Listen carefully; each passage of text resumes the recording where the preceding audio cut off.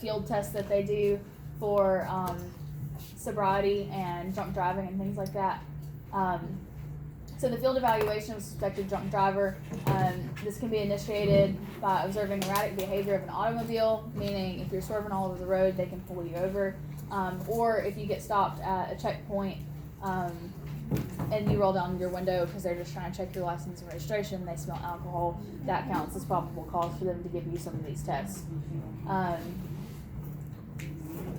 So several techniques to establish probable cause for a DWI include alcohol sniffing devices.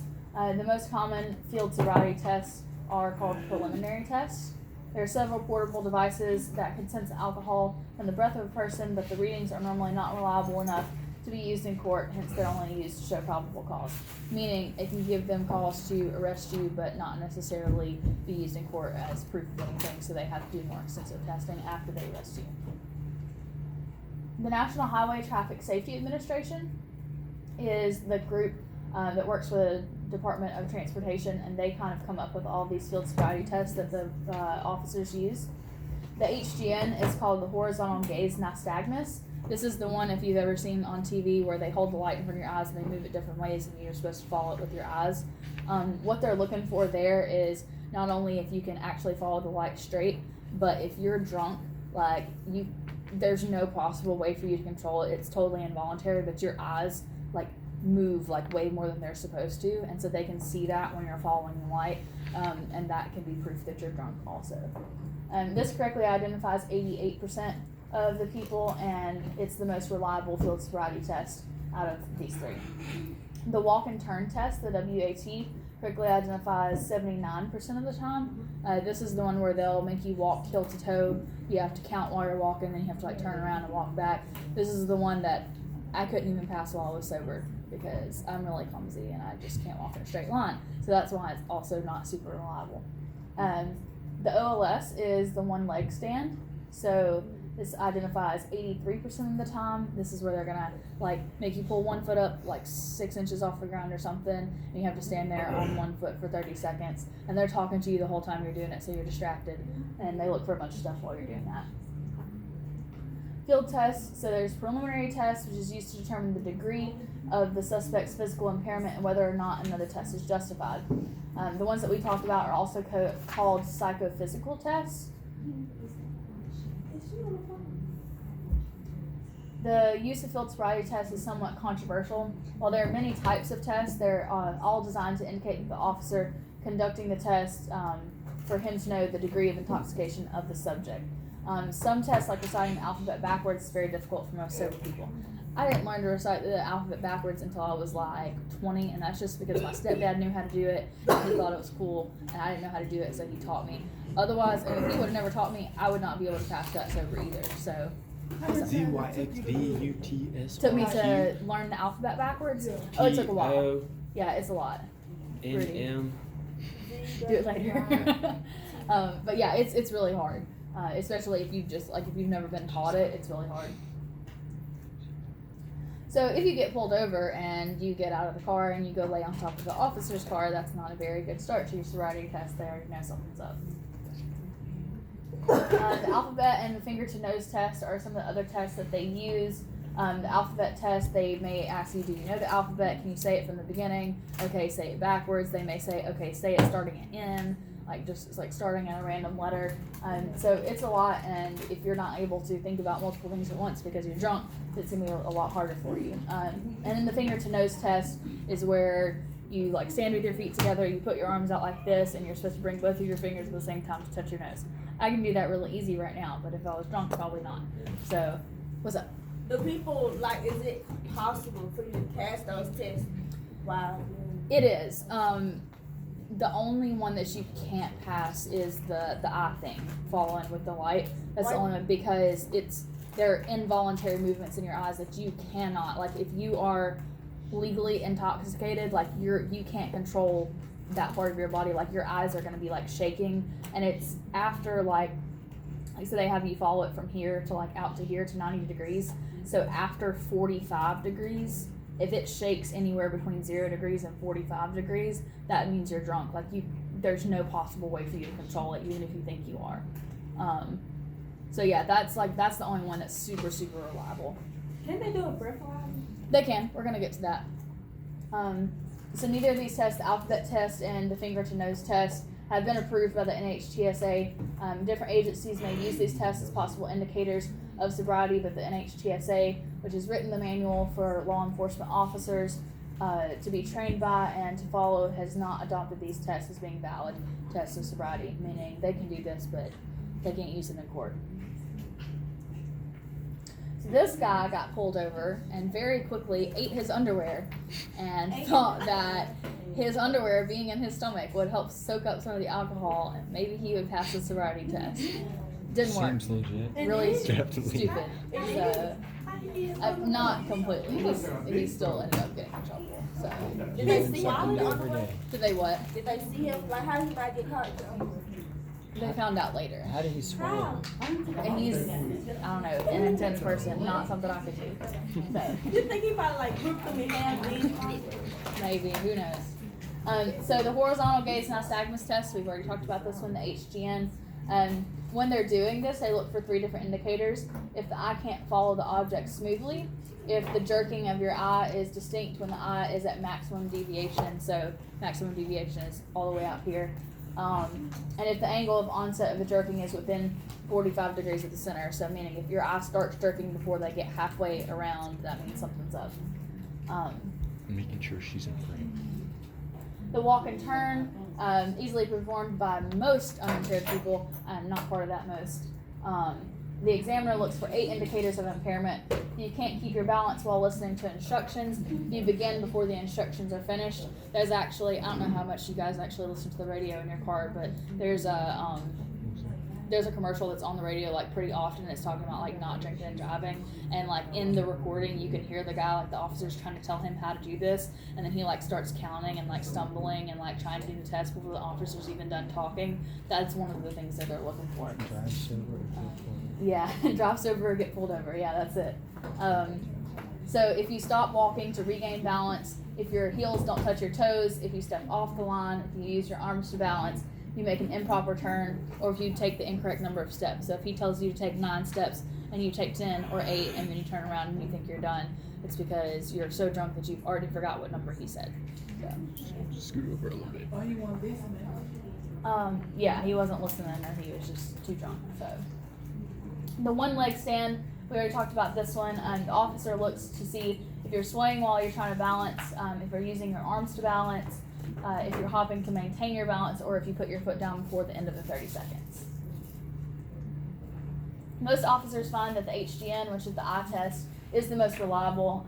It's based on the involuntary muscle movement that's directly related to the blood alcohol content of your blood. Other tests are based on physical or cognitive skills. Basically, they focus on the fact that it's really hard for you to think about 2 things at once while you're drunk. People don't have control over their involuntary motions, though, so you could get good enough to possibly pass on the other tests, but you can't pass the HGN.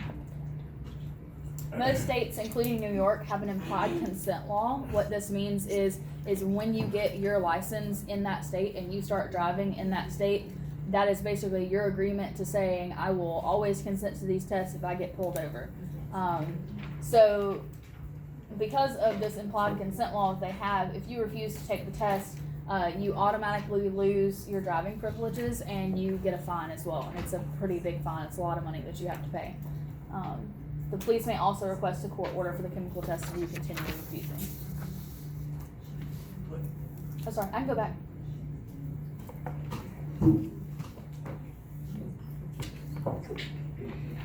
You said implied consent? Mm-hmm. Implied consent.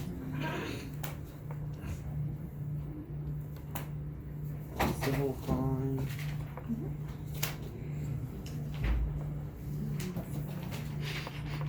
Okay, you guys ready to go to the next slide? Yep. Okay, so the next thing we're going to talk about is breathalyzers and toxilizers and electrochemical instruments that they use to test this. The blood flow in a person's body is pumped from the right ventricle in your heart to the lungs through the pulmonary artery. Once it's in the lungs, the blood picks up oxygen and releases carbon dioxide and other waste gases, which includes alcohol. So what this means is once all of that's processed, it's releasing that carbon dioxide and you're breathing out alcohol when you breathe out. So that's how kind of a breathalyzer works. This exchange of gases takes place across the very fine membranes of the alveolar sacs in your lungs. Your lungs have over 250 million alveolar sacs. That's a lot. The alcohol in a person's blood is about 2,100 times more concentrated than the alcohol in a person's breath. This ratio is controlled by body temperature, so it's the same for every person. So they basically have this mathematical formula that's already programmed into that breathalyzer. So when you take the breathalyzer, it measures how much alcohol is in your breath and then does the calculations, and the number that shows up on the screen is how much alcohol is in your blood. Are breathalyzers ever wrong? There are certain cases, which we're going to go over in just a second.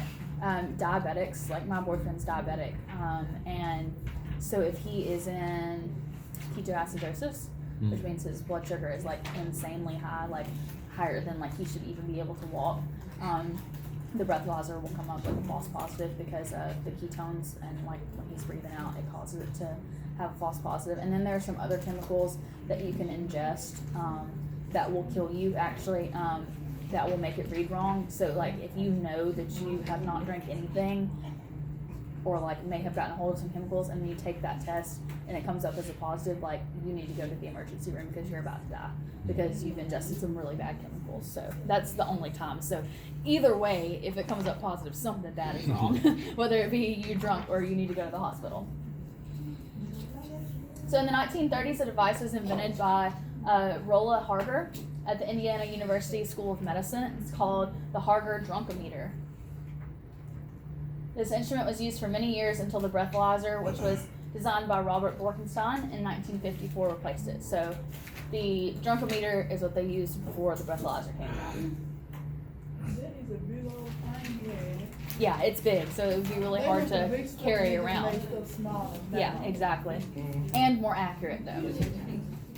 Alright, the breathalyzer measures the alcohol content of a person's breath, multiplies it by 2,100 to calculate the blood alcohol content. The system collects a fixed volume of the air and passes it through an alcohol sensitive chemical. So it's got like a little vial of this chemical in there. It passes your breath through it. The alcohol in your breath reacts with that chemical and it changes color. And the color change, there's a bunch of lights and stuff in there that they flash through it. Use calculations about, you know, how much it reacts with the light or whatever, and calculates the blood alcohol content doing that. So this is what a breathalyzer looks like. On the little screen right there is where it's going to pop up 0.08 or however drunk you are. The breathalyzer was quite reliable, but required more operator training and required the operators to actually change those ampules that had the mixture in it. The mixture contained sulfuric acid, potassium dichromate, silver nitrate, and water. The instrument also had no printed output. So when it says no printed output, that means it doesn't print off any proof that that screen actually said 0.08. So if you get pulled over and for some reason this cop's a jerk and you take the test and it says 0.05, so you're not legally drunk, but he says, oh, well, when I looked at it, it said 0.09 or whatever. There's no proof for him to say that that's true. There's no proof for you to say that it's not true because there's no printed output. So that's something that they looked into fixing when they came up with more reliable tests.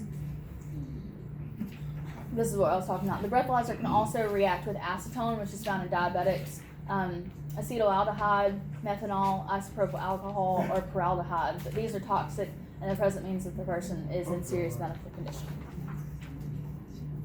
In an effort to simplify the operator's work and remove the chemicals, an optical approach was used. This new breed of instruments used spectrophotometry, which is the measure of alcohol content to measure the alcohol content in someone's breath. Spectrophotometry has a lot to do with lights also. We'll go over that in more detail. So the intoxilizer is this thing right here. The Intoxilizer 5000 uses the absorption of infrared radiation from the alcohol in a person's breath to determine blood alcohol content. A person's given 3 chances to blow sufficient breath into the disposable mouthpiece. If the subject fails to provide enough breath, it's considered a refusal, and that refusal is where you get the fine. So this is something that third block kind of asked about. They were like, oh, well, what if you can't blow enough air? Generally, you should be able to blow enough air because it's not going to be that much. But there are some questions about that because like I've never had to take a breathalyzer test, but I have restrictive lung disease, which means that my lungs are smaller than most people's lungs, and so I can't hold in as much air as you guys can, and I can't blow out as much air as you can. And so like tests that I have to do with the doctor and stuff are really hard for me, like having to blow out air. I've never taken a breathalyzer test, but I don't know that I could blow enough breath to be able to pass it. So there are some things in question there, but as far as I know, it's not very much breath. So if you're not being able to blow enough breath, you're purposely like trying not to take the test. So once the air is trapped in the transparent chamber and the infrared beam of light is passed through it, the instrument measures the absorption of the infrared light by the alcohol in the breath and uses this to calculate the blood alcohol content. It uses no chemicals and has a keyboard that allows the operator to type in pertinent information like the time, the date, and the subject's name. And then it prints off multiple copies of the output, and that's what can be used in court. So unlike the breathalyzer, the intoxilizer actually does immediately print out results. It has your name on it and everything, so things can be proven. The new breathalyzer that uses a fuel cell combines infrared detection with fuel cell technology. The fuel cell acts like a battery when the fuel and the oxygen are pumped through it. There's always oxygen, so the breathalyzer uses the alcohol in the person's breath as a fuel source. So oxygen, which is always present, is the oxygen that it needs, and then the alcohol that's in your breath is used as the fuel. So basically what you do is you breathe into it and it uses the alcohol as fuel to start an electric current, and however much current, basically the more drunk you are, the more current is produced. So they use that ratio to determine how drunk you are. The Alcatest 7100 is used by New York State Police. It's the most advanced evidential breath alcohol testing technology available today. So this is like best of the best. This is what they can use in court. They can use it out in the field when they're doing field tests and everything. It uses two different and independent measuring systems. It uses infrared spectroscopy and the fuel cell technology, both of which we've talked about, and provides the highest possible level of forensic and legal integrity. So they can use this to convict you. Let me know when y'all got that.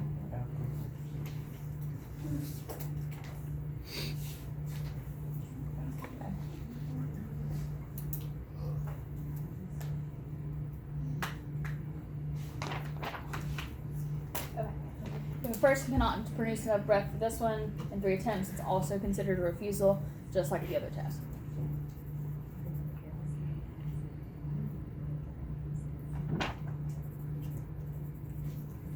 So if a suspect refuses to take a breath test, the police can still charge the suspect with a DWI. While at the police station, the officers normally have the suspect take another series of field sobriety tests. This is normally done for 3 reasons: to give the alcohol in the mouth time to be absorbed, and to give any alcohol in the stomach its time to make its way into your small intestine. So what this means is, if you go out and drink a lot of stuff really, really fast, then you immediately get in the car and start driving. When the officer pulls you over 5 minutes after that happens, you may be a little drunk, but you're not going to be as drunk as you're going to be soon. So what they do is they give these field sobriety tests, and then when they have probable cause, they take you to the police station, and they kind of let you sit there and let the alcohol start taking effect, and then you're going to be way more drunk than you already were in the first place. And then if you weren't over the legal limit when you got pulled over, you'll probably be over the legal limit then, and they can use that against you basically, because you were on your way to being drunk. So And they caught it before y'all were. right, yeah. So the videotape inside the police station, because of course, you know, they got cameras everywhere, they can use that to videotape the suspect and what they're doing and use that as proof against them. On your note sheet, the last 2 questions are switched. So this is the answer to the last question, or the last blank, and then we're about to see the one for the one before that. If a suspect refuses to take the chemical test at the police station, the police can still charge the suspect with a DWI, and the videotape as well. Using the videotape as well as the officer's testimony can be presented to a jury to have evidence of intoxication. And then this is examples of why you don't need to drink and drive, because this is what happens. Oh, that's sad. This real, y'all. This, you know, they be acting that stuff like I had an uncle who not an uncle, I guess he's a great uncle. Lives in Virginia. He was a super, super bad alcoholic. And he also liked to ride motorcycles. All of our family loves riding motorcycles. And he got into a really bad car accident. His legs messed up. He's gonna have a limp for the rest of his life. And he killed the person who was in the wreck that he hit. He was on a motorcycle when this So he didn't happened? go to jail? Motorcycle when he was drunk. Yeah, so he went to jail for a really long time. He's out of jail now, and a recovered alcoholic. I put that in quotation marks because we're not very close with that part of the family, so I can't say for sure. But recovered alcoholic, but he has been to jail for a very long time for manslaughter, and is also going to have a limp for the rest of his life because he really messed himself up in the car accident. This is not something that just like occasionally happens. Like this happens all the time. So.